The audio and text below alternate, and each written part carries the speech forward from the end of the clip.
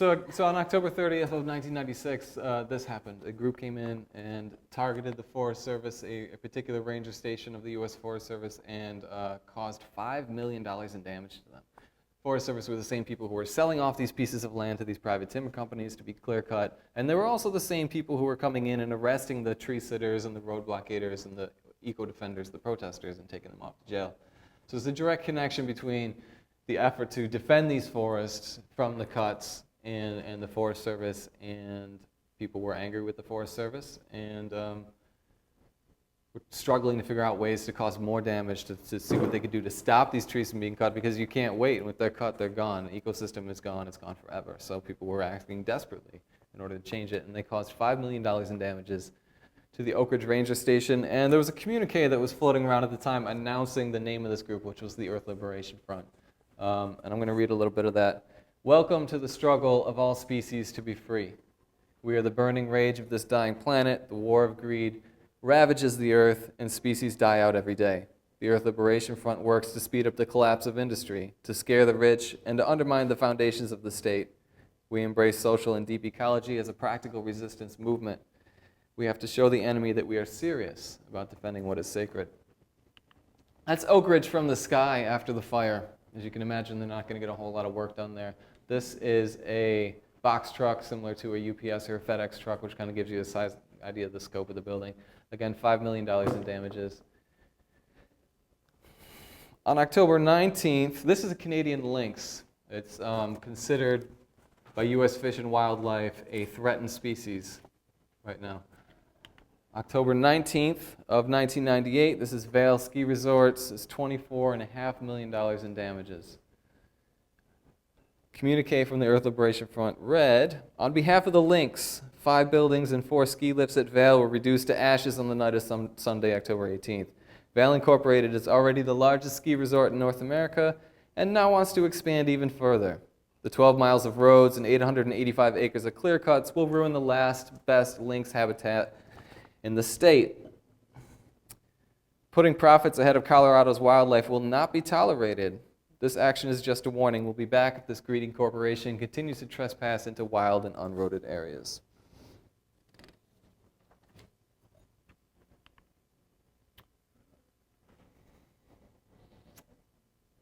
This is just an aerial shot of clear cuts from the sky. If you're driving on a highway through the Pacific Northwest, it seems like it's all forested, but if you actually could see from above how much cuts are happening, there'll be like a highway and there'll be a buffer of forest, and just beyond that it looks like this or worse.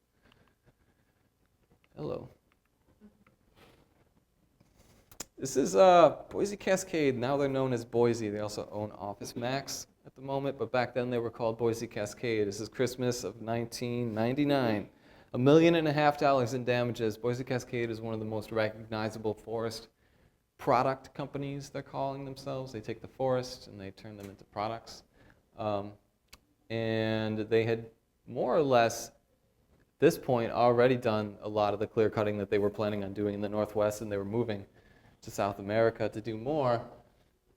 And the Earth Liberation Front paid them a visit on Christmas Eve. And the communique read, Boise Cascade has been very naughty.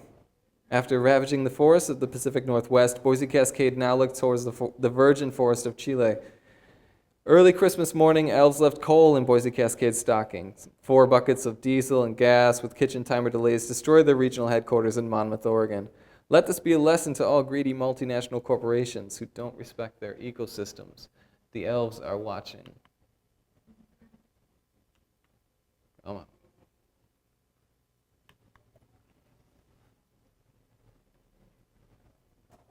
This is a Monsanto field of genetically engineered soybeans.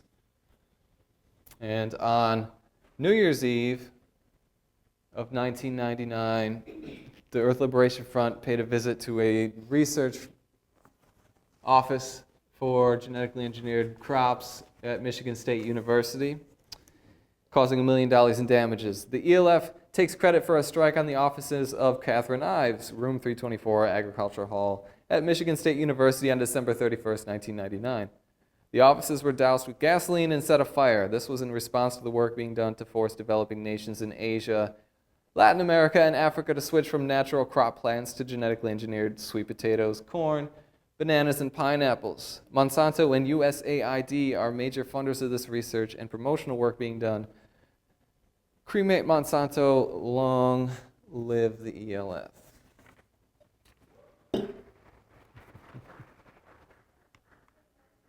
That is the inside of the office afterwards. Again, if you can imagine, not a whole lot going to be accomplished in that room.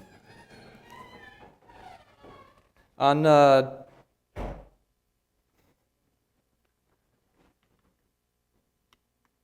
what's going on? The battery is like dying on this thing.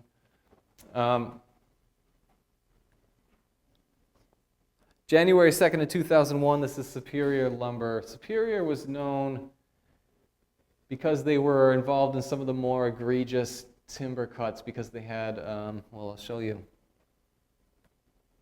See that picture underneath the stuffed swordfish? It's a logging helicopter. This is the office of Superior Lumber. There's the main owner of the company. And because they had a helicopter logging operation, they were able to go into areas that were in like steep canyons, or they were in otherwise unroaded areas and they couldn't get logging equipment in. They would just go in with helicopters and haul them out. So Superior was kind of involved in a number of the operations that were the most protested during that time period, and so people were upset with them with reason. This is the office again afterwards. We torched Superior Lumber in Glendale, Oregon on January 1st, 2001. Superior Lumber is a typical earth raper contributing to the ecological destruction of the Northwest. What happened to them should shock no one. This year, in 2001, we hope to see an escalation in tactics against capitalism and industry. While Superior Lumber says make a few items and do it better than anyone else, we say choose an earth raper and destroy them.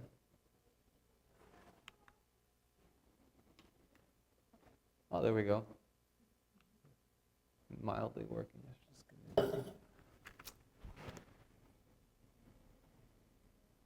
That's traffic.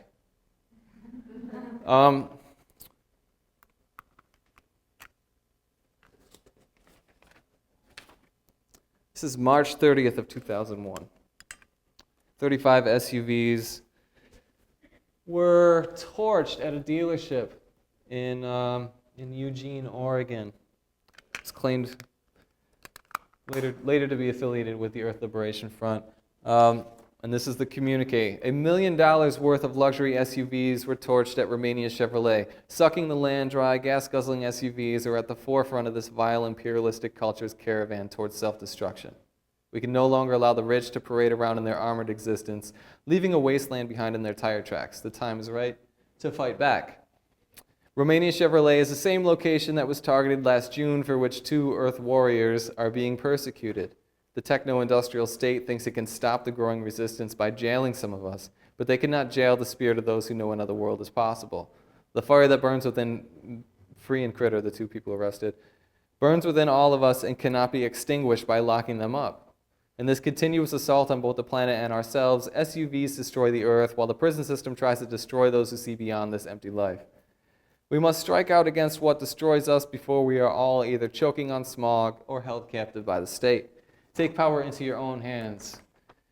It's your life. All right, so that's one of the vehicles, and you can see a news cameraman, which kind of comes in play as we progress here. It's very interested in this incident. Those are just a handful. I think that was a dozen actions that were claimed by the Earth Liberation Front between 1996 and, say, 2002. During that same period, there were actually 36 actions that averaged over $2 million each, all claimed by the Earth Liberation Front, along with numerous other actions claimed by either one-off groups or unnamed groups that were destroying genetically engineered crops or doing similar actions such as these. It's a phenomenon of sabotage that was bubbling up, especially the Northwest, but spreading across the country during that time period. It's something that it's hard to understand now how significant it was. It was getting more and more significant, and people were paying more and more attention, and the government was also paying attention, and the press were paying attention. During that time period, this is me. I was one of 2 people that were running the North American Earth Liberation Front Press Office.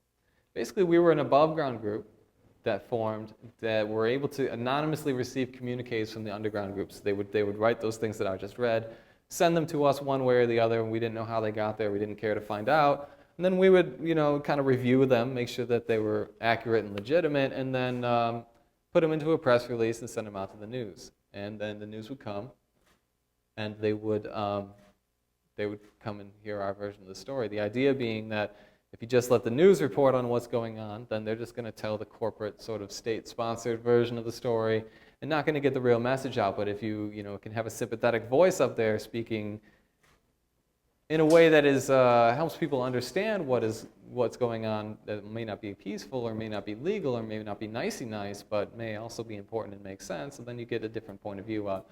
So I put myself in a position that was uncomfortable and challenging and difficult, but felt very important at the time, and the press were paying a lot of attention. They would do, at first they kind of start off with this like silly clip art of firefighter hats. They did a lot of stories. There's another firefighter hat. They'd had some, stock photos of firefighters. Another one, I think this guy's famous. They make their own like cutesy things. Here's this like an anarchy symbol floating over like a bush and a barrel or something. I don't really even know what that's about. They'd put these cute slogans up, and then here's a good one. This person was at a grand jury demonstration, someone protesting a grand jury, and they didn't want their picture taken, so they wore a mask and a hat and had their photo taken. But the news didn't really know or care what was going on with that. They just wanted to put a photo up that made it look as though they had a member of the Earth Liberation Front on their screen at the moment. And eco-terror rally, I just got a kick out of that one because we love throwing eco-terror rallies. They would kind of like soak up as much of the imagery as possible and just kind of broadcast it on the screen often. So anytime that they could get photographs or video of ELF vandalism, they would put that up. Here's some more. And if they could get a newscaster next to some Earth Liberation Front vandalism, that was extra good. If they could take out the helicopter cameras and get some shots, that was a good day. But what they were really sort of sucked into it, and why they paid so much attention, was because of the destruction. The concept being that if the ELF were able to cause some destruction around these issues, cause some damage, something sensational, well then people wouldn't be able to ignore it anymore. They'd have to talk about the issue of logging or genetic engineering, because all of a sudden all these buildings are being burnt down, all these vehicles are being torched, people are fighting and they're caring and they're paying attention and they're up in arms about it. So, they would get as many photographs of buildings on fire, vehicles on fire, big buildings on fire as they possibly could, and just kind of broadcast them and recycle them over and over and over again throughout the news. The other thing that really kind of worked in our favor to an extent was that we were actually foolish enough, or whatever you want to call it, to go out and speak to these people and do interviews for them. And so they would ask us questions and we would actually answer them, and they would have sort of a outlaw type of figure on the screen that was defending these terrorists that were going and burning down buildings. And that was very sensational, and they would do things like that all the time. And so there's just many news stories where we would, there was no shortage. This was a Fox Live debate. If I had a different screenshot, there would be 3 people. That's the Fox reporter, that's me in Portland, Oregon, and there was a Congressman Nethercutt of Washington who was proposing the death penalty for eco-terrorism. So they had a Fox Live news debate about that. I don't even know what that's about. But clearly, political cartoon about the Earth Liberation Front, the media is becoming a phenomenon to some extent. We made this cute little video, embarrassing, that sort of worked. It encouraged, people to understand and agree with and maybe even take action to an extent in solidarity with the ELF.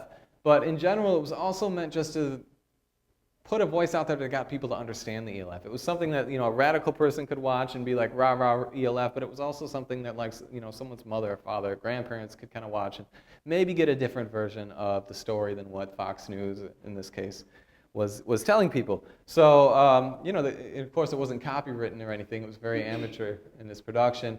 So they would take these clips and put them on news stories and often call it the ELF training video, as if this was some like guerrilla training video. And here I'm walking through the woods in the real video, like talking to people about how important it is to protect the natural environment, and that we need to fight by whatever means we can to defend the forests and the animals, etc. But they're sort of putting it up here with the implication that this is a guerrilla warrior training video. I'm running through the woods. Like, I'm surprised they didn't Photoshop in like some kind of weapon. And there were other weird like ironies that would happen. Like, on a slow news night, for example, they would just kind of like put these running tallies of ELF damages as if it were a sports team. They would actually reprint ELF communiques. This one here on the right is from the Romania Chevrolet communique that I read a few moments ago. And even at times they would put the ELF guidelines up on the evening news for the whole regional population to see. And if you understand what the ELF guidelines are, they're basically 3 rules that existed to help people form their own ELF cell. So if you were in sympathy with what the ELF was doing and wanted to form your own cell, all you had to do was follow these guidelines. So by the news station putting these up on the evening news, it was essentially broadcasting an advertisement for the Earth Liberation Front, but they didn't really see it that way. They saw it as just more of the sensational, like, anti-eco-terrorism stuff they were doing. There's a strange irony. This one is one of my favorites in terms of ironies. The first time that 60 Minutes, and I don't know if everyone here knows what 60 Minutes is anymore, but it's a big news program quite years ago. I think it's still on when everyone watched and got their news from the TV and the newspaper. 60 Minutes is like a big national news program.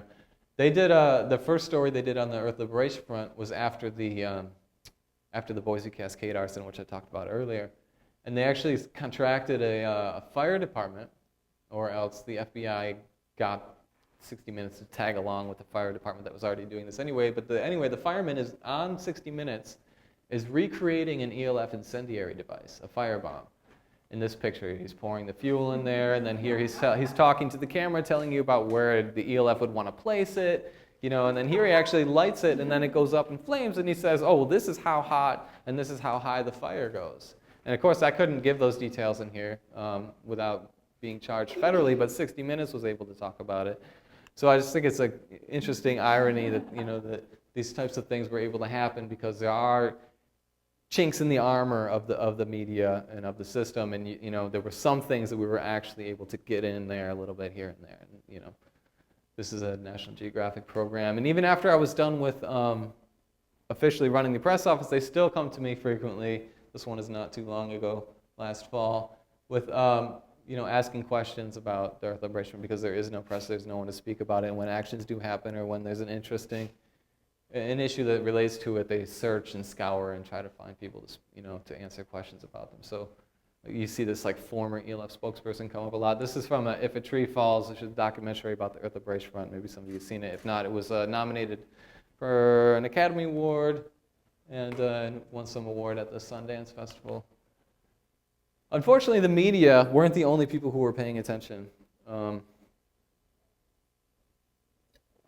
weren't the only people who were interested in what the Earth Liberation Front was doing. And during the time period that we're running the press office, it wasn't just all fun and games and interviews on big news stations. There was actually an awful lot of pressure from federal authorities and state authorities, law enforcement, to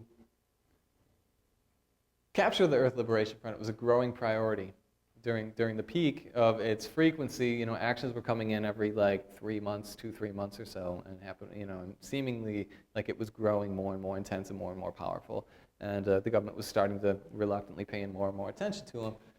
So there were 7, I believe, grand jury subpoenas served to my partner in crime, Mr. Rosebrot, the two of us that ran the press office, and then there was 1 congressional subcommittee subpoena, which is kind of, I'm not going to get into what a grand jury subpoena is or a subcommittee subpoena, but in general, congressional subcommittee subpoena we'd never even heard of before. It's kind of like a grand jury subpoena on steroids.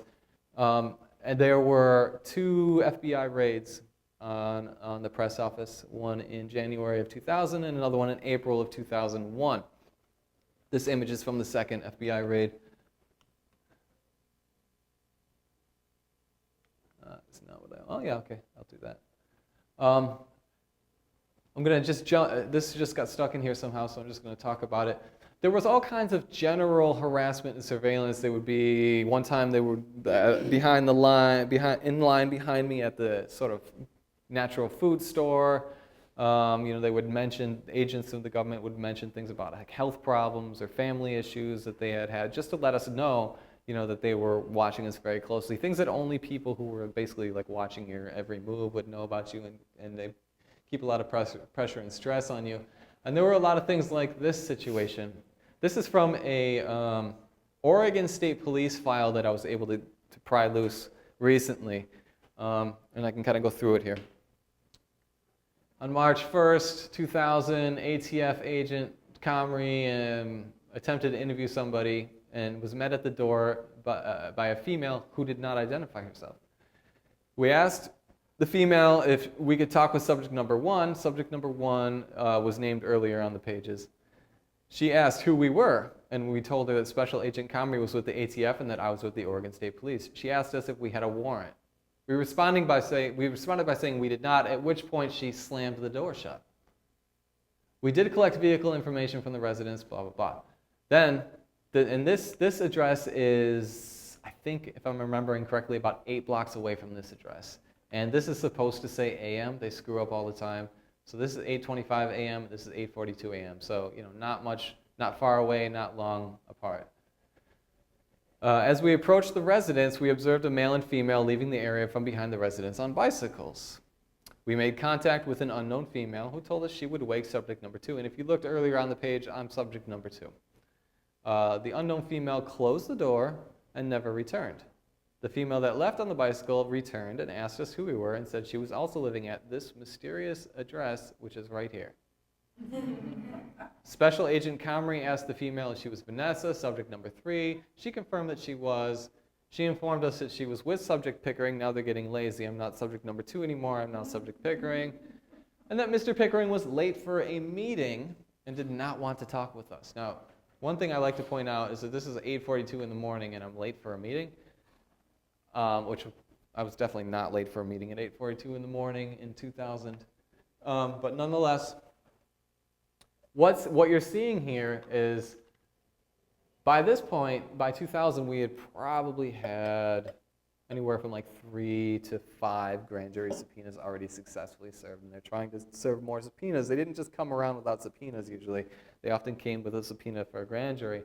So we, loose networks of people who knew how to deal with grand jury resistance were somewhat formed, and they went to this house, and people resisted, right? The person who answered the door did not identify herself, asked if they had a warrant, slammed the door shut. Then somehow, miraculously, by the time they got to my house, I apparently knew they were coming and was leaving the back door on a bicycle by the time they got there. Because these two houses are connected, and there's some kind of a network of communication going on. So this is like coordinated grand jury resistance. That did exist, but this kind of gives you an example of what went on, not on a day-to-day basis, but on an ongoing basis during that time period in reaction to the investigations into the Liberation Front. And here you'll see there's a search warrant that names people that they affiliated with the press office that was served on April 4th of 2000, or was signed to be effective on April 4th of 2001, and they came and raided April 5th at 6 a.m. in the morning of 2001, so they didn't waste any time. Here's a newspaper article that was in the front page of the Oregonian.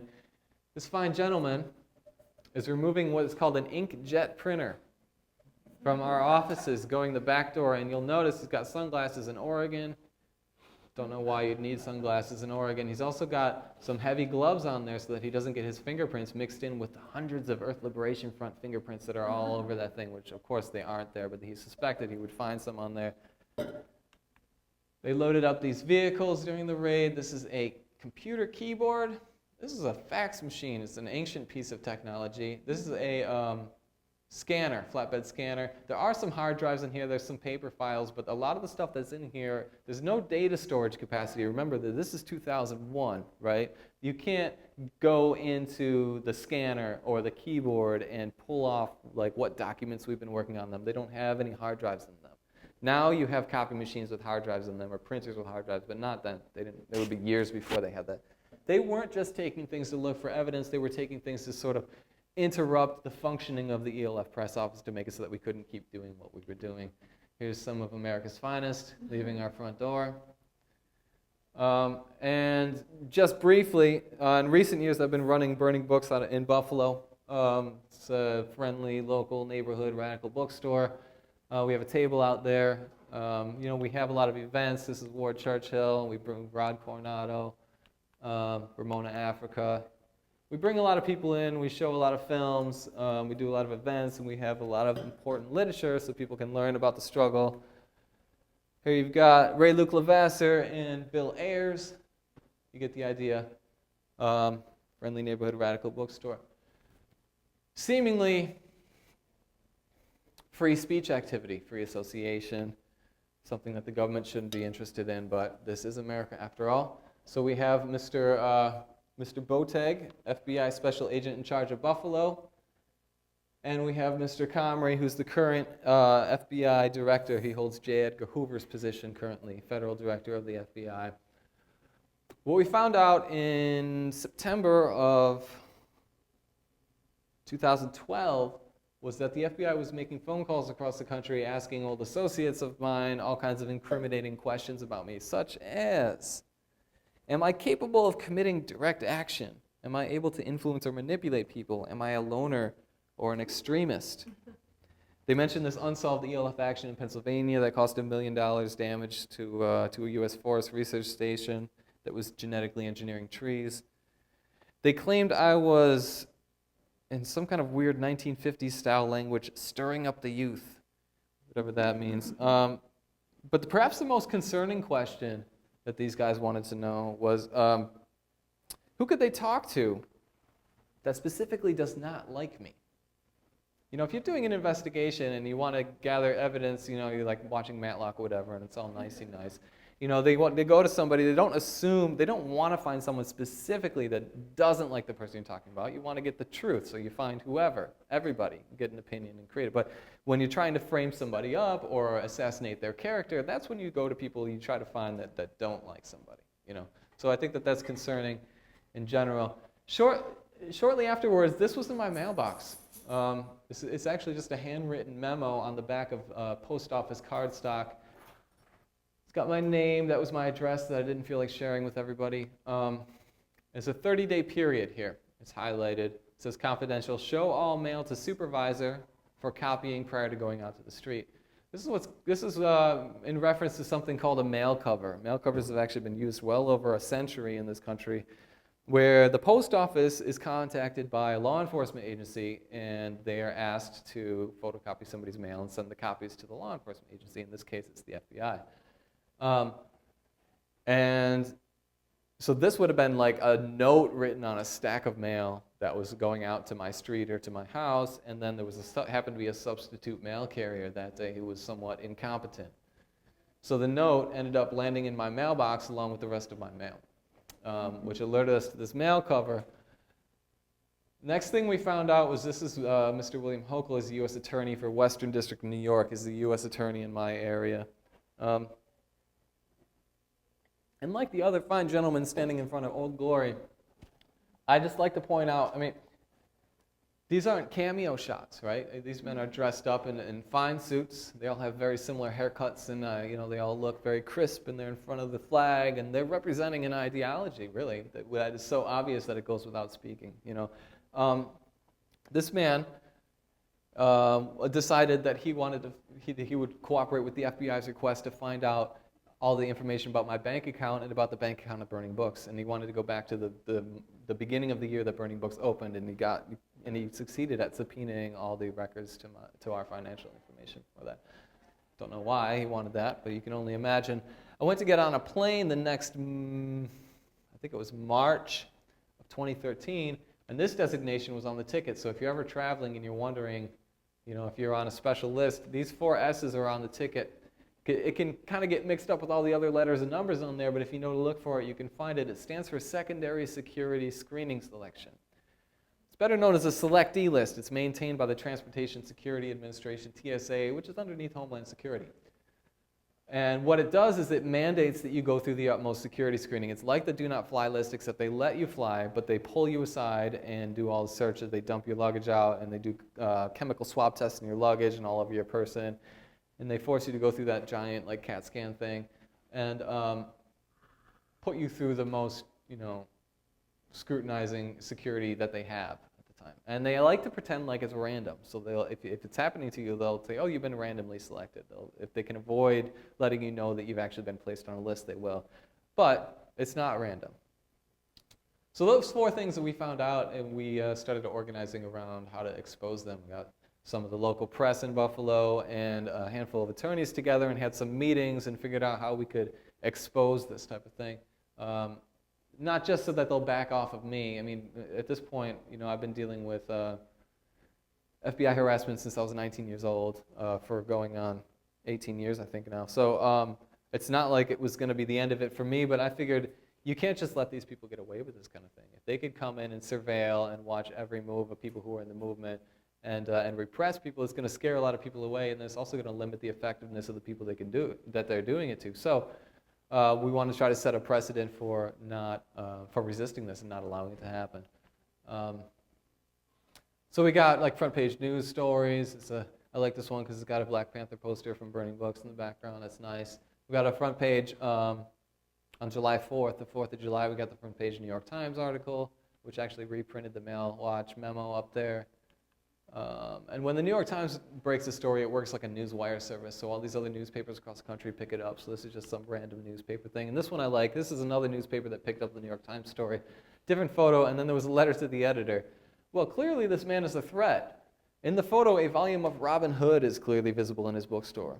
The anarchy and overthrowing of the government advocated in that book show he must be a terrorist. And if you could look right there closely, that's a copy of Robin Hood. There was a NBC Nightly News story that was surprisingly sympathetic, seeing as all the NBC Nightly News coverage of the ELF that was totally never sympathetic. They actually decided that that they were somewhat sympathetic to our case of being surveilled as victims in this case.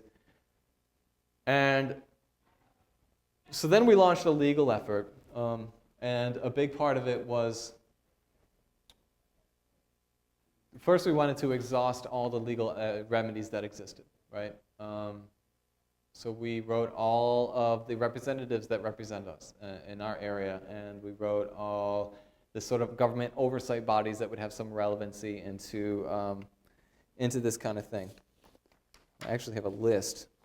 The Senate Chairman Leahy and Senator Grassley of United States Senate Committee on the Judiciary, Senator Durbin, who's the chairman of the U.S. Subcommittee on the Constitution, Civil Rights, and Human Rights, Tom Carper, Senate Chairman on Homeland Security, Kristen Gillibrand, who represents Buffalo in the U.S. Senate, Rand Paul, who's a U.S. Senator who's supposedly a champion of constitutional rights, Blake Farenthold, House Subcommittee on Federal Workforce in the Post Office, Mary Ann Gibbons, Vice President of the U.S. Postal Service, Inspector Michael Horowitz, U.S. Department of Justice, that's the Inspector General, DHS, Homeland Security's Traveler Redress Inquiry Program, we responded to them. That was a total waste of time. If you have a problem traveling, they have this thing called TRIP, the Traveler Redress Inquiry Program.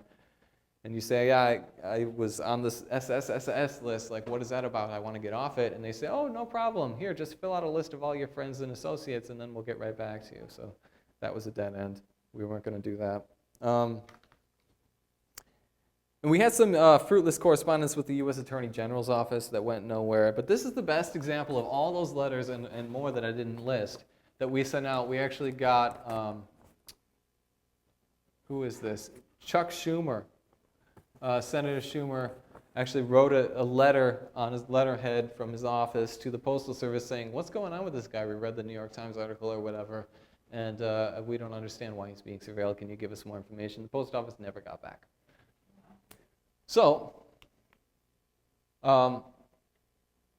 while I don't think I ever had a whole lot of faith in those things working, it's important. It seemed important at the time to like exhaust all those means. It was just a bunch of letters, and we just, we didn't want to end up in court and them saying, well, you never even sent us a letter. So we sent all the letters out to get that out of the way. But really what we started doing was using the Freedom of Information Act right away. And the Freedom of Information Act is an act that in this government that says that, that the government is working with our money in our best interest, allegedly. And so we have a right to documents and files that they keep on us, so long as they don't violate national security and a whole list of other exemptions that they have. But we used the Freedom of Information Act on the U.S. Post Office, and they actually sent us 30 days worth of photocopies of 30 days worth of my mail. Such incriminating things as, this is correspondence from the Tombstone Engraving Company for my grandfather's tombstone that I was setting up. Here's a postcard from my stepfather, student loan bill. This is the worst one, Amazon.com order.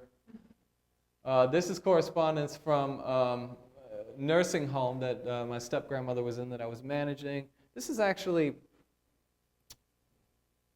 U.S. Department of Justice, which is the government body that oversees the FBI. I was already using the Freedom of Information Act for research purposes, and so I was getting documents from them about an unrelated case. They actually the FBI actually got the post office to photocopy a letter that the FBI was sending me through the photocopy. So it's just a ridiculous pile of mess. Here's my water bill. This is a letter from my attorney, which is clearly stamped legal mail. It's an additional violation to tamper with legal mail. We appealed because we didn't really want photocopies of my mail. I already got the mail. I know what I got in the mail. I wasn't just looking for that. I was looking for more information. I wanted things like the application from the FBI or whoever it was to justify the mail cover, etc. Our appeal was granted, and they gave us just a little bit more. They showed us that these packets were put into weekly stacks, and cover letters were put on them and sent to this office in Chicago. So this office actually exists in Chicago to process mail covers. It also says here, although it looks gray, it's just black and white photocopy of highlighted lines. These are all highlighted. And it says, compromise of this mail cover may result in disciplinary action. They were very concerned to not expose this kind of thing. We used the Freedom of Information Act on the TSA regarding the selectee status for traveling on the airplane. And here you see an incident report. And I can just explain the incident to better sort of give context to it. So when we first got there, before I knew I was on that list, we got to the airport and we went through security. It was me and Teresa and our daughter Eliza who were out at the table. There were three of us, and we were going out to a book fair in San Francisco in March of 2013. And so we're at the airport, and we go through security. We get our tickets, and I had known about the S's on there because of the glorious marvels of Facebook. Someone else who was on the list had posted their ticket and said, oh, if you ever see this, it means you're going to be pulled aside. So I looked for it on my ticket. We were kind of in a rush, but I did look and I didn't see it. So I didn't see anything on my ticket, and I don't believe there was anything on the ticket. And so we go through security, and then nothing happens. It's just clearly right through, just as normal. They didn't pull us aside or anything. We get to the boarding gate. So we're past security at the boarding gate where our plane is boarding, waiting to board. And people are gathering around. It's kind of the, that moment when people get anxious and they're about to get on the plane. Everyone wants to, kind of crowding around the gate. And all of a sudden there's like a dozen or so, maybe more, Homeland Security agents standing around in the office, kind of like in pairs, like milling through, looking at the audience. There's a couple standing right next to us, and we're, we weren't waving our Molotov cocktails in the air at the moment, so they were just standing right next to us, actually like standing up on their tippy toes, looking over my head, past me, standing right here, at somebody else, and whispering to each other, do you think it's that guy over there? So they were clearly like looking for somebody to pull out. And then right at that same moment, the airline person who's standing at the little podium right before you walk down that aisle to the plane announces that, now nobody be alarmed, but there's going to be an additional random security check here. This isn't going to be, this is no big deal. This happens all the time. Nobody be alarmed, but we're just going through a procedure for additional security at the moment. And so we're in like boarding gate 3, boarding group 3 or something like that. So all these people go through before us, and nobody's pulled aside randomly. And then Teresa and Eliza go through in front of me, and they're okay. And then I scan my ticket, and this big red flashing rectangle comes up on the screen, which I was peeking at from around the corner, that says selectee, selectee, selectee. And they pulled me aside, and they searched me, did all the searching right there and then. And apparently in the meantime, this paperwork touches on some of this, that people were disturbed by it as they were loading the plane. They didn't understand what, they thought we were being harassed, whatever. And then at the end of the search, when they didn't find all the Molotov cocktails or whatever that we were smuggling to the book fair, they actually said to us, I'm sorry, this should have happened at the security gate, basically admitting that the whole thing about the random security check wasn't true. So what happened was if people filed complaints and this became an incident report. So when we used the Freedom of Information Act on the Transportation Security Administration, we got these incident reports back where, somebody was reprimanded, it says here all these details, and they were specific in pointing out that no media were involved. Somebody was sent down in training for remediation because it should have not have worked that way, et cetera, et cetera. The other thing I like to point out here is this is gate 21 and this is gate 12. These, if you picture a cop arresting somebody, like the last thing that they want to do is fill out the police report at the end of the day. And they weren't hired because of their literacy level in the first place, so they're going to screw up quite a bit. And so on these paperwork, you see this a lot. You see, typos, and there's a number of the typos on some of this paperwork. Also, if this will go back. Just to point out here, these are exemptions under the Freedom of Information Act, B3. These all refer to different things, like such as releasing this information underneath this little black box would be a violation of national security, or it would expose an ongoing investigation, et cetera, et cetera. They have a number of them. Now, I didn't have any new information on the Bureau of Alcohol, Tobacco, Firearms, Explosives, better known as the ATF, but they had been present on the raids that happened when I was living in Oregon running the press office, and I knew that they had a history with me, and I believed that the investigations that they were looking into now related to ELF actions, and so I thought, why not also use the Freedom of Information Act on the ATF? So we sent a request, and this is what they said at the beginning, that they were denying, they weren't going to give us any paperwork at all, because at this time the above investigation is still open, therefore your request is denied. This is October 22nd, 2013. When you use the Freedom of Information Act, and we knew this from the beginning, this is my attorney, Michael Kuzma. He has represented Leonard Peltier, a political prisoner, with his Freedom of Information Act stuff. So he especially has been down this road before, so we knew we were going to have to sue, especially with the FBI. They just do not follow the guidelines. They force you to sue. You're lucky if you get anything from them without suing, and if you do, you can assume it's just the tip of the iceberg. So we filed a lawsuit. We got press about it. See if I can get this thing to work properly. Okay. Yes. So after the lawsuit went through, all these companies, all these agencies miraculously started cooperating a little bit more. Now, again, I'm not assuming that there's full cooperation, but wow, now that they're in a federal lawsuit, and they have to send their, they have to go before a judge and get legal representation, etc. The ATF totally changes their tune. 187 pages of potentially responsive material in addition to crime scene photographs and audio tapes. And they sent me that file after we filed the lawsuit. But if I hadn't filed the lawsuit, they would have just said, no, you can't have any of it, just stuck with that initial letter. Also during the lawsuit, the FBI admits to being behind the mail cover. FBI sought United States Postal Inspection Service assistance in the furtherance of a domestic terrorism investigation into eco-terrorism activities by a specific individual, which is yours truly. So they admitted in court that they're the ones that got the mail cover. News article on how the FBI are the ones that got the mail cover. What is this? So this is from the ATF file. And what this shows is that on some date, which is probably near this date in 2002, somebody met with Leslie Pickering, who's me. And then these are narrative blocks, right? So this is like they said this, then this happened, then they said this. And then they also included the DMV, the driver's license photo of the person who was providing them with information. So this is a what they call a confidential source or an informant of some kind that met with me on this date. Now all these exemptions, again, they're using to hide every single piece of information that you could possibly know about this. And we're fighting in court to try to get as many of those cleared as possible. This one is fun, so I just included it for laughs. During the second raid on us, we were working with a bakery. Mr. Rosebrough was running a bakery and delivering muffins and cookies and baked goods, and that's how we were keeping our bills paid, because the press office wasn't paying any bills. So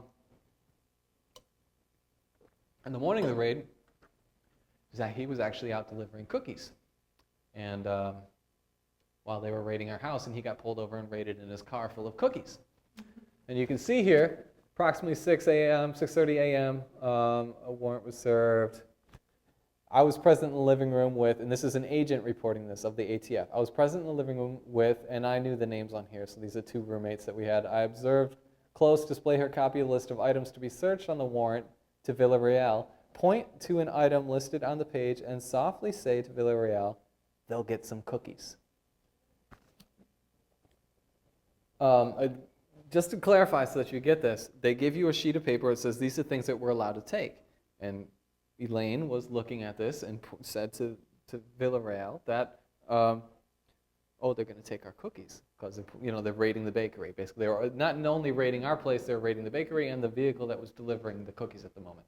And so she said in a joking manner, "I'm delivering some cookies." Then the agent, decided to find some criminal intent in that. So I'm aware the term cookies refers to small information files stored on a user's computer by an internet web browser at the request of a software at that website. I know that cookies can be used to identify the history of internet websites that a computer has visited. The very next paragraph, after coming up with this totally criminal intent thing that this person came up with, they go into the bakery. During the course of the warrant execution, I was present when one of the officers assigned to conduct another search at the bakery. 1. Business arrived at the residence and requested keys for the bakery. 2. From either Close or Villarreal. Villarreal stated that she did not have keys to the bakery. 3. Close stated that someone should be at the bakery. 4. Close then looked up a phone number in the phone book. When I was asked what number she was looking up, she stated that it was the bakery number. 5. Then she called the phone number and spoke with an individual named Bruce. She advised him that her residence was currently being raided by the FBI, and the FBI was also on their way to the bakery. 6. With another search warrant for those premises. She stated that she was telling him that he could decide to either give them the key or they'll break your door down.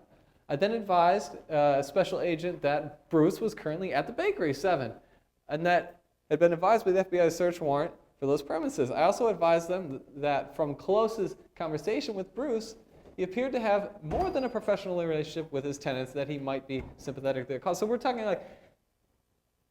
7 times in the very next paragraph she's talking about a bakery, but still she's thinking cookies are talking about internet. I mean, I didn't even know what an internet cookie was in 2000, but this person knew and was finding criminal intent in something that was very obviously anything but criminal, right? They pull over a car full of cookies and they're raiding a building that is a cookie bakery, and they still think cookies are computer cookies.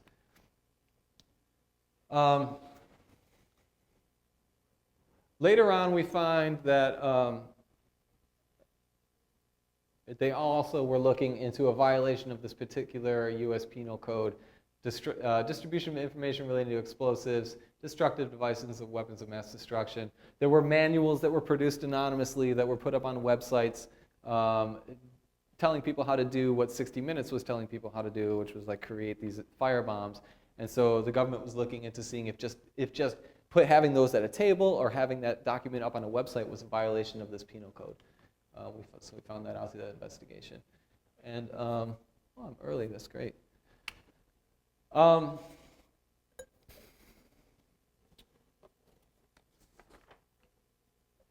guess I'll tell a story or two to sort of loosen us up a little bit. This isn't the first time that I knew that I was under a mail cover. Back in the 90s when we were running the press office, I remember specifically a time when a mail carrier came up to our front porch and asked us, as we were standing out there, why is it that I have to write down by hand all of the return addresses on the envelopes that are coming to your house? And we were like, I don't know why. And at the time, we had a different mentality, I could just speak for myself. I didn't want to be seen as being afraid of the FBI's intimidation and harassment, or that I couldn't take it. And I also didn't want to be seen as though I was bragging about it, look how cool I am that I got the FBI on my case copying my mail. So we just I just kind of shook it off. And plus, I didn't really know what if anything I could do about that. Obviously, all these millions of dollars, hundreds of millions of dollars in damages were being caused by this group that I was getting communiques from and going on the news, boasting about. And obviously, they're going to have federal investigation into that. So then, at that point, in my perspective was, you know what? It's clear that they're investigating us. We're under a lot of investigation. Just play it cool, ride it out, not make a big deal out of it. But what I didn't realize at the time period was how that level of surveillance and repression and intimidation was going to come down on the broader movement. If it's just coming to the press office and we're prepared with it, we're going to do our best, we're ready to go to jail if we have to, then that's one thing. And we thought that, and that's all that our vision, that's all that my vision especially was really able to grasp at that time, that we could resist it at the press office, we could resist raids, we could resist grand jury subpoenas, we could even go to prison, whatever, and still resist it, and that's going to be okay. I didn't really think that they were going to scare off the entire movement, but what you saw, it's precisely what you saw in the following years, is that a much broader, more low-level repression was put out across like the entire movement. And while the movement was kind of imploding for its own reasons in the Pacific Northwest at the time, it was also getting an increased amount of pressure from the FBI and other federal agents. And all of a sudden, it just like disappeared. Like poof, it was gone. One day, here's this movement that is, causing millions, tens, even hundreds of millions of dollars in damages to corporations and government agencies that are destroying the environment. Next thing you know, it's essentially gone. And I didn't see that coming. I thought that we could resist it and that it would just keep growing. But if I would have seen that coming, I would like to think that I would have thought, hey, maybe we should make a bigger deal about resisting repression. We shouldn't just try to, to just take it all ourselves and just keep focusing over and over on the thing. They would come to us and they would always want to talk about violence and terrorism in the interviews. And we always tried to figure out ways to change that discussion away from violence and terrorism back to the things that we were standing for in the first place, right? Defense of the wilderness, how important it is to defend wilderness, how we cannot survive without fresh air and clean water and healthy food and intact ecosystems. And if these things can't be protected through legal means, then we're going to have to come up with other ways. And that's what we always wanted to talk about. But they always wanted to talk about violence, terrorism over and over and over again, calling us terrorists and violent and all that kind of stuff. So it was a struggle. And it was hard for me, to really see the big picture in that situation and to really realize that, I've thought that the ELF, like everybody knew what the ELF was, and that like within 5 years, 10 years, whatever, I don't want to say we'd have a revolution, but, things were moving in that direction rapidly, and I wanted to keep my eyes on the goal of what was on the offensive, so to speak, on the goal of what we're fighting for. Go on the news cameras and talk about defending the environment. Don't go on the news cameras and talk about, oh, boo-hoo, they're raiding my house. Because then all of a sudden you're on the defensive and we wanted to stay on the offensive. But in hindsight, I think it would have been wiser to take a double strategy of staying on the offensive while working on the defensive, because the reason that our movement, and not just the radical earth animal movement, but all struggles for freedom in this country haven't failed, isn't because we don't have enough good ideas, we don't have enough people, we don't have enough money or resources, we're not trying hard enough. We could improve ourselves on all of those areas, but that's not the real reason why we're failing. The real reason why we're failing is because every time we start to just get a little bit of somewhere like the ELF has done, the government sets in so hard and scares everyone away and sends people to prison. Sometimes people die, get killed by the government, and the whole movement is quelled, is quashed. And that is because we don't know how to deal with repression at all. We have no idea how to deal with it. A movement starts up and you think, I'm going to save the trees, I'm going to hug the whales, and then it gets more and more militant, but you don't realize that just 50 years ago, just 30 years ago, the Black Panther Party, the American Indian movement, so many other struggles for freedom and liberation faced extremely harsh consequences at the hands of the government for their victories. And as your victories are starting to happen, you need to be ready and prepared to face that repression as well, and to learn those lessons and apply them, and to come up with even better, yet to be discovered ways to resist repression. So it is incredibly important, in my opinion, to recognize that repression is an inevitable element of struggling in any successful way for freedom and justice, whether that's around a single issue or whether it's around a revolutionary struggle, it doesn't really matter. The FBI were relatively hesitant to care all that much about ALF and ELF style stuff early on in the 80s and early 90s, and they became more and more interested, and now they've said on multiple occasions that the ELF, ALF are their #1 domestic terrorist priority. We can't realistically think that we're going to gain any kind of decent success whatsoever if we don't deal with the fact that every time that we gain any ground, they come in and throw us in prison and scare the shit out of everyone else. And so it's important to resist repression however you can. And so when we found out about the mail cover this time, I had a different perspective on it, and I wanted to find a way to resist repression while not seeming like I'm bragging about the FBI attention and not seeming like I'm whining about being harassed by the FBI, but making a point out of the fact that this is what this agency does, right? This is what the FBI does and many other law enforcement agencies. This is their charters. The FBI in particular were formed to do this, not around environmentalists at the time, but around communists and other people who were working for social justice. And they were the political police on the national level, and they still are. And to think that they're anything else is not only foolish, but extremely dangerous to not recognize the strength that your enemy has, that you're up against. I mean, they kill people. I have a longer version of this presentation that goes into the assassination of Fred Hampton. He was a leader of the Chicago chapter of Black Panther Party that the FBI and the Chicago police they drugged him through an informant, and while he was drugged in bed, they raided his house and shot him point blank. He killed him. It was 1969, December 4th. So these things happen, and that's not the only example of that. These things happen. They'll choose the nicest, most peaceful way to deal with you. If they can just ignore you and you'll go away, then that's what they'll do.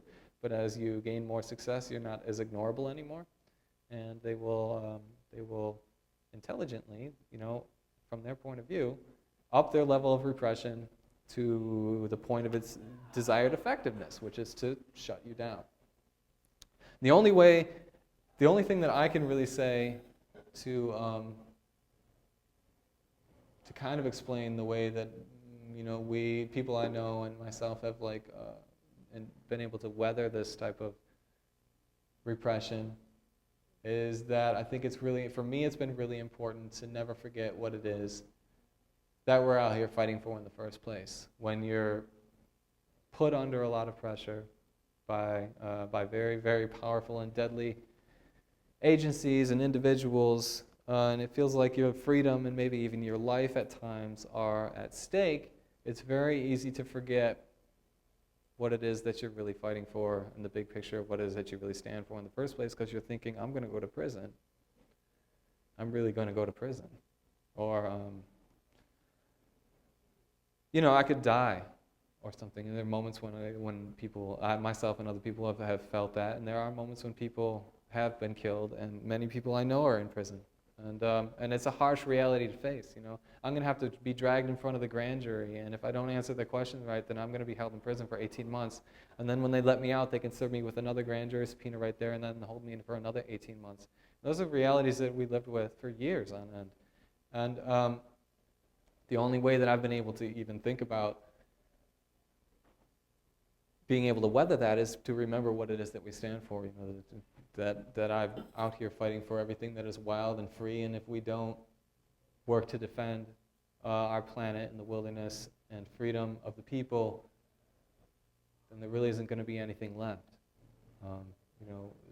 The MO of this system is to take everything sooner or later. It doesn't have a sort of like egalitarian angle to it. It's basically just to exploit everything. Capitalism is to exploit everything and maximize profits at any expense. And as time goes on, we lose more and more and more wilderness. We lose more biodiversity. We lose more fresh air and clean water. And we lose more freedom and autonomy. And the situation just gets worse and worse. So every second, every day, every month, every year that passes that we don't fight and struggle for something for a world that we deserve to live in that's better, that these things, 100 species per day according to NASA go extinct. That's every day, It's a big deal. And so if I wasn't able to remember that, and it's hard to remember that when you're thinking about how you're going to go to prison, but if I wasn't able to remember that, then I couldn't resist, then I would just think about myself and my personal priorities. But I never can forget it. I can never forget it. The world is an incredible place this earth is like the only reason that we're alive. Everything that keeps us alive comes from the earth, and we should be gracious and grateful and thankful and respectful towards the earth. And these agencies and these government agencies and these corporations come in and just pillage, just destroy everything. There's no excuse for it. And I don't shed a tear whatsoever when I see these companies burn. I'm happy about it, and I wish it would happen more, and that's my right. And I think that if more people weren't afraid, that more people would be wishing it was happening more, and more people would be doing this. So it's important to resist repression, but it's important to stay on the offensive, right? And when you see something in the press, and probably most people here know this, but when you see something that's being demonized in the press as this evil, violent, terrible thing, stop and think about it, because they said that about Harriet Tubman and John Brown. They said that about Crazy Horse and Geronimo. So, thank you.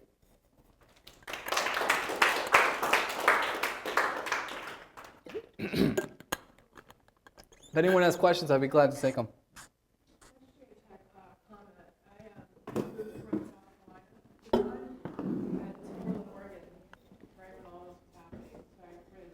Mm-hmm. Documenting what you did say, because I remember all of this at that time. It just wasn't. Cool. Yeah. It's a big deal locally. I was just touring in the Northwest with a version of this presentation, and I actually found like a handful of cafes that had drinks or plates that were called the eco-terrorist. And I'm now living in Buffalo, and so like most people don't really even know about that. And I realized like how it didn't really spread nationally all that big as I thought it had originally. But you go out there, it's part of the collective memory for sure. People know that this type of stuff can happen and has happened, which is I think important. Yeah, I had no knowledge of it, so to work it. Mm-hmm. Anyone else got anything? You said that the movement was imploding beforehand. Why was that? Well, there's different ways to view it. I could kind of touch on that. You can look at I'll start with the Operation Backfire case in particular. A number of these alleged crimes were eventually solved in a case called Operation Backfire, in an FBI investigation called Operation Backfire. A number of people ended up serving prison time, including Jonathan Paul, who spoke a moment ago, and Daniel McGowan, who was the subject of If a Tree Falls, etc. And you can look at the government sentencing memorandum, which is a public document. It's out in the public, and it shows how the group itself started because of its own political differences and personal issues, started to implode on itself around 2001, shortly before the spring before 9/11 attacks incident. So, people had. ELF was a merging of three tendencies as I'm seeing it. There was the animal liberation tendency at the time. It was a different time period. There was the radical environmental tendency, which was largely like Earth First style. And then there was like an anarchist tendency. And those three things kind of coming together, specifically around the Eugene, Oregon area, melded together and made a militant, deep ecological resistance movement that showed itself in the formation of the ELF. And people were coming from those backgrounds. They're either the old Earth Firsters, or they were like animal liberationists, or they were like more anarchist or whatever. They were all activists, right? I mean, these weren't trained CIA operatives or nobody with like military background or anything like that. These are people who, had gotten into these issues and had signed up on the PETA newsletter and went and tried holding signs and signing petitions, and then they went and got arrested, a lot of them, including myself, dozens of times. And you evolve, and then when you get arrested, you get like cracked over the head with a police baton, and your politics become more radical. Things like that just keep happening. You can see some of that in If a Tree Falls, the radicalization of the movement due to repression. So people had varying perspectives on things. It's not like they had been through all through the exact same experiences, and they were like well developed strategically or politically. They were organically developing as this stuff was happening. So, some people were angrier or more prone towards more militant action than what the ELF was doing, and some people were hard on the line of we can only destroy property, we can never harm some people. So there were debates within the group about that. There were personal issues. Again, these are just people, and not just people, these are Americans, right? We're drama prone, a lot of these people were in their 20s. There's like sexual tension, there's other personality differences. These are all just humans. There's no superheroes out there doing these things. And so some of these people have flaws or made mistakes just like I have, and unfortunately their consequences were bigger because they're also doing this illegal stuff. Something to think about. But so that's kind of like the implosion in a microcosm. It's half, and that can be applied to the general movement overall in a general sense. Like that sort of combination of repression and developing not yet fully developed political analysis and personal issues, caused a sort of crackdown that came both from the government and from ourselves and pushed people out of the movement and pushed the movement back into the shadows for a while.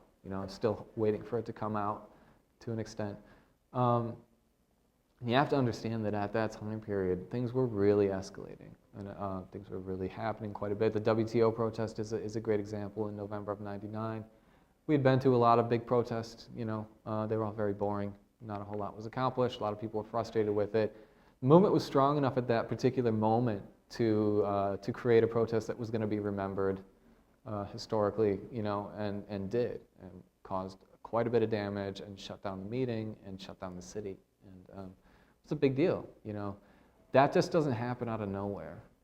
Even when the movement is weak and not powerful and seemingly an embarrassment and not even existing in some way, it's important to realize that that's the continuation of everything that has come before us. And you can't just throw all that out and start over as much as we might like to at some point.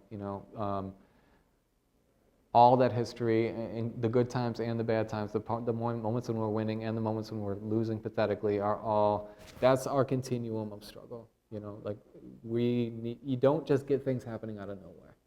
So at that point in time, as much as I don't like to even think about it, the reality is that people went home, and I realized all these flaws that existed. I realized that I didn't know half of the people's real names that I was working with, because everyone was using aliases like forest names or whatever all the time. So if I wanted to meet up with Rotten, who lived down in Eugene, good luck, because I didn't know his new name, and nobody was living in Eugene anymore. So that was that. There were a lot of other things in there that we took on as knee-jerk security culture elements that that worked good in some ways but didn't work good in other ways, and so we came up with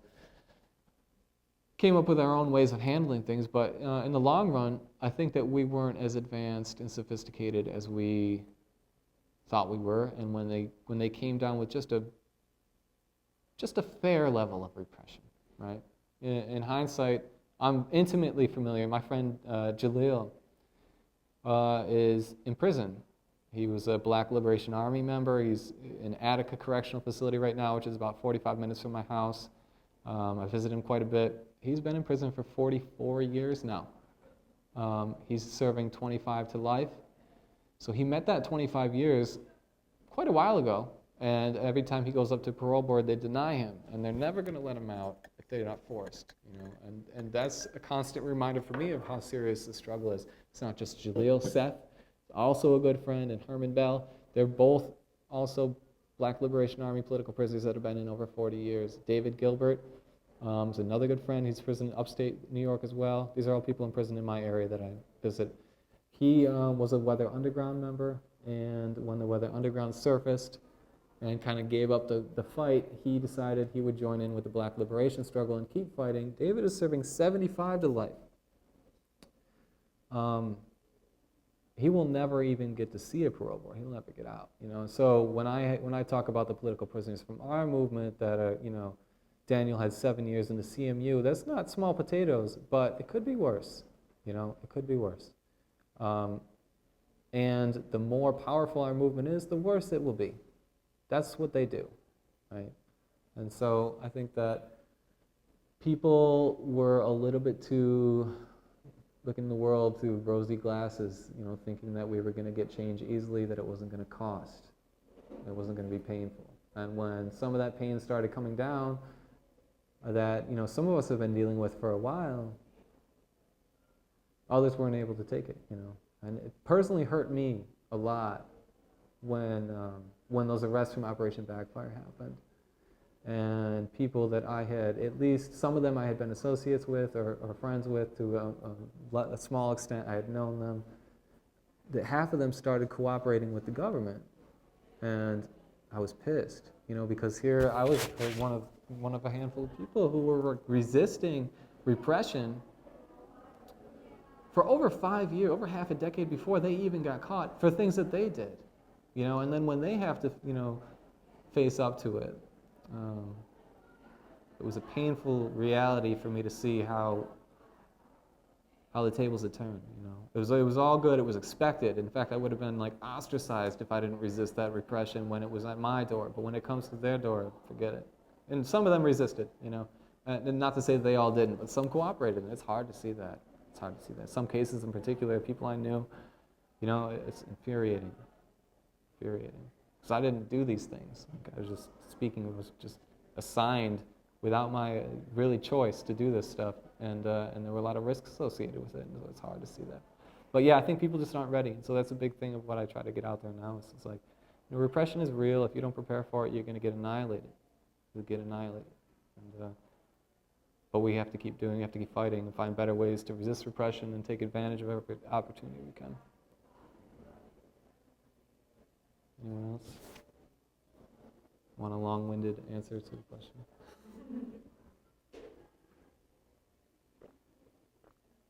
Apparently it did spread a little bit here. Talk about the San Diego thing? San Diego, and there was also SUV firebomb. Right. It was around 2003. There was still a good amount of momentum that existed at that point, right? You're talking about that time period? Yeah. I mean, these things are inspirational, That's the reason why I got involved in this movement in the first place. A lot of people got involved through more traditional means, like they learn about the Sierra Club or People for the Ethical Treatment of Animals or whatever, and they get involved that way. That wasn't my trajectory at all. I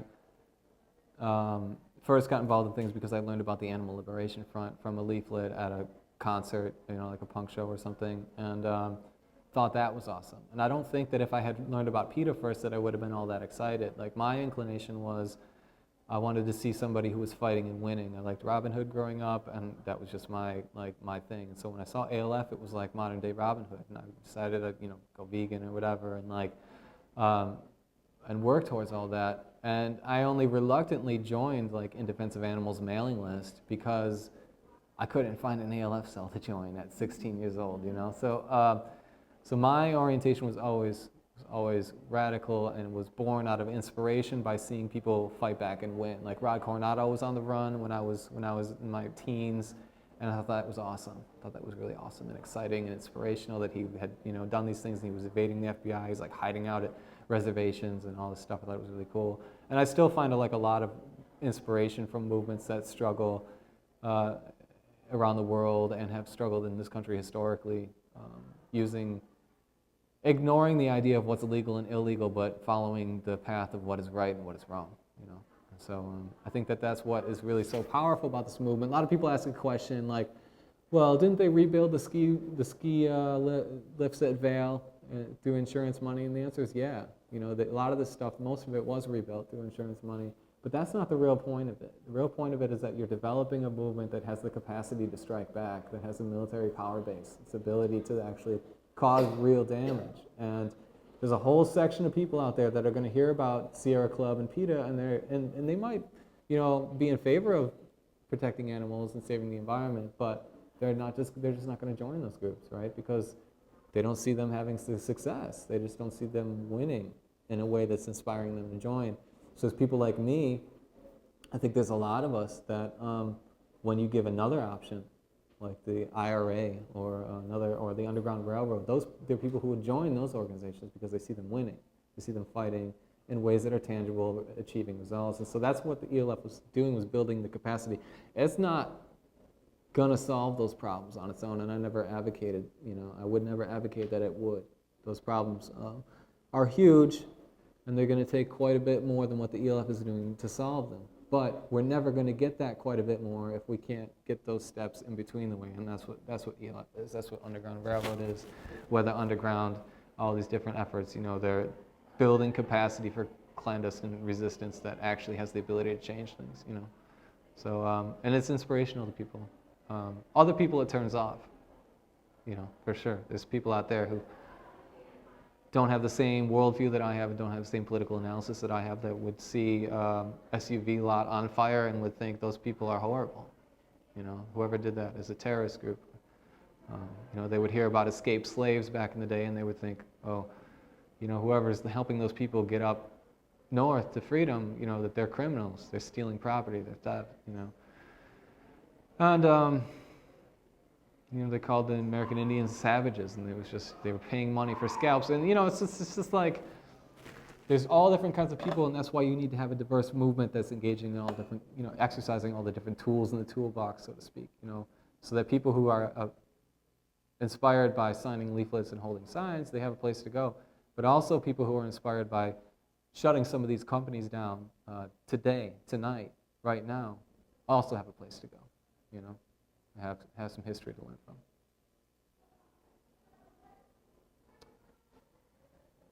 Is there anything else? Anyone? You could wrap up. Yeah. Because Josh has just ended now too. Okay. Lunches. Unless you want to tell us more stories. Well, you got another. I'll take another question if anyone's got it. Anyone? Mr. Roseborough?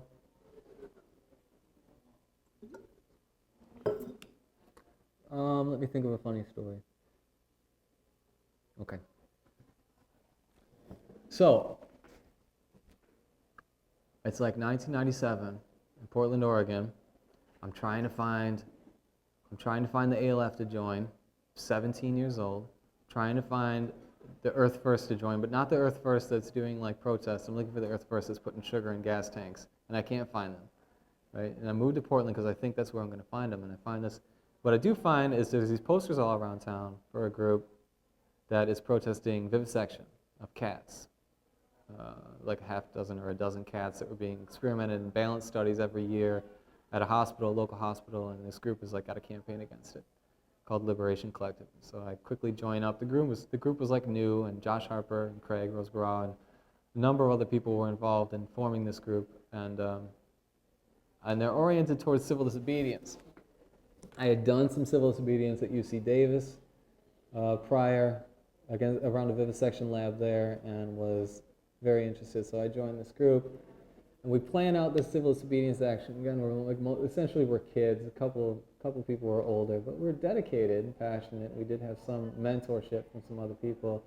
So we knew the office layout of this facility where the administrative aspects of the vivisection was going on. We were going to shut them down for the day using a combination of lock boxes. People know what lock boxes are? You lock your arms in a tube in a circle and they can't move you. We're also going to lock to the front door and shut the door down. So we go in there, and I'm in the group that's going inside and sitting down in the lobby with the lock boxes. And then we got another individual that is going to follow us and lock his neck to the front door after it's closed. We're going to go in and chant. So we do this, we go in and chant. And there's a third individual who was a fun character to hang out with, a goofy guy. And he was going to put on a union suit, right? He's got a suit, you know what that is, like a mechanic suit, like a one-piece, overalls, coveralls. He wouldn't really even tell us what it was that he was going to do, but it was going to be a great addition to what was going on. We only had bits and pieces of what his plan was. He was going to walk down the street with a ladder in this union suit and put it up. So he puts the ladder up to the building. He's going to climb on the roof and hang a banner off of it while we're inside locking down. And the problem was he got there, and the ladder wasn't tall enough. That was the first problem. Ladder wasn't tall enough to reach that first level of the roof. So he's got to put it so the ladder's like almost vertical, and it's just going to tip if he climbs up it. But then, thankfully, a friendly passerby thinks that he's a worker with that union suit on, and that he's going to hold the ladder for him. So he holds the ladder, climbs up. And the roof's like a two-leveled roof. So he goes up, then he pulls the ladder up, puts it on the next level, and then goes up and gets on top. And he also brought with him a hammer and nails and a paste-it, what are those, post-it notes? Is that what they call post-it notes? Like a little note on there. They had safety pinned on his shirt. And the note said, "I'm practicing complete non-compliance." Now, if you're not an activist, even if you are an activist, you probably have no clue what that means, right? But if you're not an activist, it's not even in English, right? It just doesn't make any sense. But nonetheless, I'm practicing complete non-compliance on there, which in his definition, I believe, at the time, was that, you go limp when they drag you away, that's non-compliance, non-cooperation. You're not resisting arrest by fighting back, but you're not helping by using your muscles, so you go limp, you make them carry you up. But this complete non-compliance was like, I'm not even going to exercise my mouth and lung capacity to speak.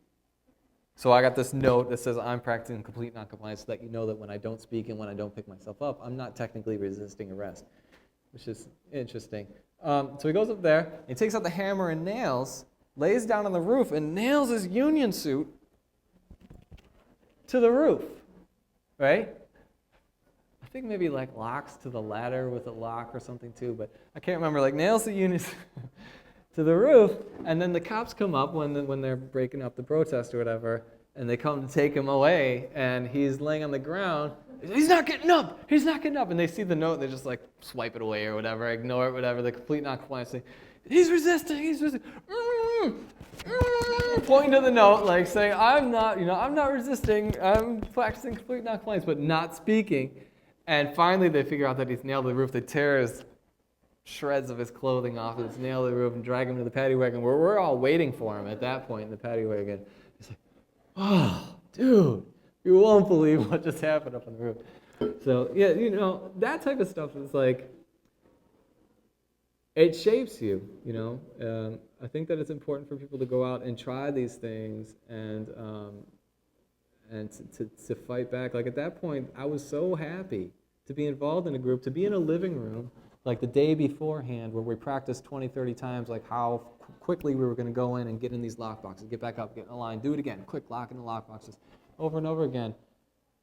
That's the type of thing that inspired me, more so than getting a why vegan brochure in the mail or something like that. I wanted to be an active part of a movement that's fighting for what I believed in. And when you see these movements come up, whether it's a civil disobedience movement or a protest movement that's inspiring, or whether it's a guerrilla sabotage movement that's inspiring, or whether it's actually a real revolution, like this is how change really happens. It doesn't happen by signing a petition or voting for somebody. It happens by people struggling and fighting very hard, and many, many, many sacrifices. And we've only begun to sacrifice, and we've only begun to struggle. So with that, I think I will end it.